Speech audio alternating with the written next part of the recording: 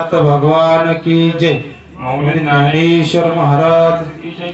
जगद्गुरु संत तुकाराम महाराज, शांति ब्रह्म एकनाथ महाराज की। सच्चिदानंद श्रीपाद भगवान की जय। सच्चिदानंद रामदास भगवान की जय। सच्चिदानंद पांडुरंग दादा की जय। अवधूत चिंतन श्री गुरुदेव दत्त गोपाल कृष्ण भगवान की जय। सर्व संतन की जय। नमो पार्वते पते शिव हर हर महादेव। तद्विधि प्रणिपातेन परिप्रश्नेन सेवया उपदेशन्ति ते ज्ञानं ज्ञानेन सत्त्वदर्शिना। ओम ब्रह्मानन्दं परम सुखदं केवलं ज्ञानमूर्तिं द्वन्द्वातीतं गगनसदृशं तत्त्वमस्यादिलक्षणम् एकं नित्यं विमलमचलं सर्वधी साक्षिभूतं भावातीतं त्रिगुणरहितं सद्गुरुं तन्नमामि। गुरुर्ब्रह्मा गुरुर्विष्णु गुरुर्देवो महेश्वरा गुरु साक्षात् परब्रह्म तस्मै श्री गुरवे नमः। प्रस्तुत प्राप्त प्रसंगी प्राप्त घटिका प्राप्त स्थळ रोहिगावान नाथाची वाडी आणि या ठिकाणी संपन्न होत असणारा हा वारकरी वैष्णव मेळावा की जो आमचे समर्थ सद्गुरू प्रातस्मरणीय ज्यांना आपण दादा म्हणतो अशा असणारे या ठिकाणी सदा भगवंतामध्ये लीन असतात पाहते। देवा पैसा करी उपकार देहाचा विसर पाडी मज तरीचा हा जीव सुख पावे माझा बरवी केशवराजा कळू आले। त्यांना विषयाचे चिंतन आवडत नाही अशा असणाऱ्या दादांनी दादांच्या मार्गदर्शनाखाली हा संपन्न होत असणारा सोहळा आणि त्या सोहळ्यामध्ये अगदी पितामहासारखे असणारे हिरवे भाऊ रायकर भाऊ डाके महाराज भोसले महाराज माऊली महाराज खामगळ महाराज हिरवे महाराज देवकाते महाराज नात्यापुतेवरून आलेले रुक्नवर बिस्कुले सगळे परिवार या ठिकाणी आलेगाववरून आलेला आमच्या निंबाळकर ताई शिरसगाववरून कालच या ठिकाणी सुंदर असं एकादशीचं प्रवचन कीर्तन झालं। असे असणारे अमोल महाराज काळे महाराज खामगळ महाराजांच्या बरोबर आलेल्या रणदेव परिवार या सगळ्यांचं या ठिकाणी हे परमार्थ प्रेमी ज्याला म्हणतो ना आपण असं अनभिज्ञ आहे। मी या परिसरात अनभिज्ञपणे या ठिकाणी इथं बसलेले पहा। आमचे नागोडे पाहुणे पण या ठिकाणी बघा त्यांनी तर आमच्या आवाज कॅमेरा धरलाय पहा।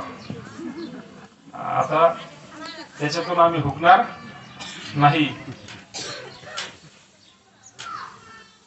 आपल्या भोटीवरून आलेले या ठिकाणी उत्तमराव दादा निंबोरे यांचं या ठिकाणी तर हे परमार्थावर प्रेम करणारी माणसं पहा आणि परमार्थ सज्जन हो आपल्याला कळायला पाहिजे। नरदेह निधान लागले हाती हे निधान लागलेलं आहे। याच्यामध्ये आपल्याला जे पाहिजे ते होता येणार आहे पहा आणि याच्यासाठी सहाय्यकारी कोण आहे आपल्याला परमेश्वर आहे बरं का। तो आपल्यामध्ये आहे। ज्यावेळेस सीतेचा शोध करण्यासाठी किंबहुना तिची सुटका करण्यासाठी तिला शोधण्यासाठी प्रभू रामचंद्र चालले होते त्यावेळेस ऋषभ पर्वतावरती त्यांचा आणि मुक्काम झाला। त्यावेळेस तिथे गळगळ जांभूळ चुगलू सगळेच होते। त्याच्यात हनुमंत होता। हनुमंत रामाला म्हणतायत झाला त्यांचा सगळा परिचय झाला। म्हणजे मी तुमचाच सेवक आहे तुमच्यासाठी आहे मी। परंतु इथं काही अडचणीतली माणसं आहेत यांच्यात सुद्धा काही अडचणी तुम्ही समजून घ्या। आणि रामाचा पराक्रम सगळ्यांना माहित होता। सुग्रीव तर दडूनच बसला म्हणलं हे मला यांचा भरोसा नाही। त्यांनी फार मोठे मोठे राक्षस त्या ठिकाणी आणि चूर केलेले आमचं मी काय खरं नाही। परंतु थोडीशी त्यांना विश्वास देऊन चुचकारून सुग्रीवाला रामाच्या पुढे आणलं आणि मग समजून घेतलं. म्हणजे काय नाही, माझ्यावर असा असा अन्याय झालाय, राज्य गेलं, माझी बायको गेली आणि भाऊ काय मला तिथे येऊन देत नाही. बालीचा समाचार रामाने घेतला. थोडक्यात बरं का, आता आपल्याला विस्तार करायचा नाही कारण दादांचा ऐकायचं आपल्याला. आता मी थोडस बोलतोय बा. तर झालं ठीक आहे, म्हणजे तुमचं काम आपण करू, कारण तुम्ही पण आमच्यासारखे समदुःखी आहात. त्याच्यानंतर म्हणले कुठे, म्हणले काय नाही, तुम्ही त्यांच्या समोर जाऊ नका, त्यांचं बळ दुप्पट होत, त्यांना वरदान आहे, त्यांच्या समोर जो कोणी युद्ध करायला जाईल कसलं पण असू द्या, प्रतिस्पर्ध्यापेक्षा त्याचं बळ दुप्पट होत. प्रभू रामचंद्र तुम्ही सुद्धा सावध असा. एवढं सोपं नाही. म्हणजे ठीक आहे, मी त्याला दिसणारच नाही. झाडाच्या आडून त्या ठिकाणी त्यांनी बाण मारला. फक्त गळ्यातला हार त्यांनी लक्षात ठेवला की हा सुग्रीवाचा, हा बालीचा आहे. बाण मारला, बाली पडला. म्हणलं कुणी मारला मला बाण? अरे तू तर देव म्हणतोस ना, तुझी तर देवाची किमी आहे ना, तुझा अवतार देवाचा आहे, तुझी पात्रता काय? म्हणजे मला निदान सावध रे माकडा, म्हणले तुला काय सावध करायचं रे, तुला काय सावध करायचे, तू तर माकडच. म्हणले झालं सगळं, पडले ते ठीक आहे. म्हणले पण तुम्ही तो सहाय्य केलंच असतं ना, सगळेच तुम्हाला सहाय्य करायला आले, माझं तुमचं काय वैर आहे? थोडासा जर सबमिट केला असतं तर जमलं असतं. पुन्हा रामाला त्या ठिकाणी दया आली त्याची. म्हणजे ठीक आहे, मी तुम्हाला आता उठवतो. म्हणले जाऊ द्या, कारण रामाचा एकच बाण, प्रत्येकाला एकच बाण मारला होता बरं का रामाने, दुसऱ्या बाणाची गरज पडली नाही. तर उठवला. म्हणजे आता कशाला उठवते, आता ही घटिका पुन्हा माझ्या जीवनात असा प्रसंग येणार नाही. या हाडाचं काढाचं वाचून काय करू, हे शरीर कशासाठी मी जतन करून कशासाठी सांभाळू? तुमचं मांडीचं उस मला मिळतंय आणि तुमच्याच मांडीवर त्या ठिकाणी तुमच्याच बाणाने माझा उद्धार होतोय, नवे नवे मला मोक्ष मिळतोय. ओके, बाली खाली पडली, संपलं त्यांचं. सुग्रीवाला त्यांच्या बायका मिळाल्या पा, नाही का, राज्यही मिळालं सगळं. किष्किंधा कांडामध्ये ते सगळं चाललेलं आहे. 4 महिने दिले. किती दिले? 4 महिने. 4 महिने म्हणजे तू तुझं राज्य भोग सगळं काय कर आणि मग ये आपण पुढे जायचं. आणि ते मात्र तिथेच भुललं पहा. विषय ओढी भुलले जीव, कोण करेल यांची किव, न उपजे नारायणी भाव, पाहुनी ठाव नरदेह. ते मात्र भुलून गेलं, कळलं नाही त्यांना. निरोप आला म्हणजे काय नाही, आता मी आधी दारू दूध प्यायला लागली ती. म्हणजे बघ रे लक्ष्मण, जरा बघ, म्हणजे तूच जा, यांचं तर काय ऐका ना, त्यांच्या भावकीचं ऐका ना, तू जा, नसलं येतं त्याला खलास करून टाक, म्हणजे जीव मारून टाक, म्हणजे असली ठेवून काय लायकीची नाहीत, म्हणजे यांना सांभाळून सुद्धा काय लायकीची नाही, यांना मदत सुद्धा करू नाही. बघ म्हणले जा. आणि मग दम दिला लक्ष्मणाने. लक्ष्मणाने दम दिला अक्षरशः. बघ म्हणले येतो कसं, मी थोडा वेळ थांबणार आहे.